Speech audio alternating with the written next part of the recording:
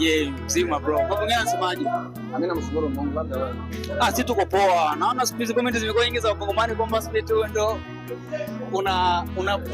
unafikisha sijui Wakongomani duniani kwa sababu ndo Wakongomani wa kwanza kuwa na subscribers wengi YouTube. Hapa Marekani. Ya Mkongomani tu kuna subscribers wengi. Niko mmoja wao hivyo na subscriber wengi na tunatengeneza hela huko. Hii gang yangu niko nayo hapa. Mkuja hapa.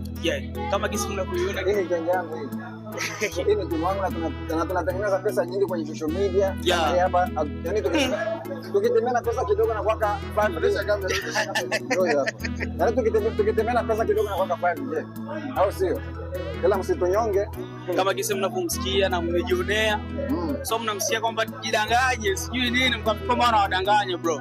Njoo hivyo. Ni kama kisi mnavyoiona kwamba jamaa si kinyonge. Social media inalipa. Pesa anayo. Social media inalipa. Muambie. Ipi contact yako bora ambayo uliiona kwamba inakupeleka mbali zaidi sana ambapo ukasema kwamba hii hapa ndio imenifaa mpaka sasa hivi na mafanikio makubwa? YouTube.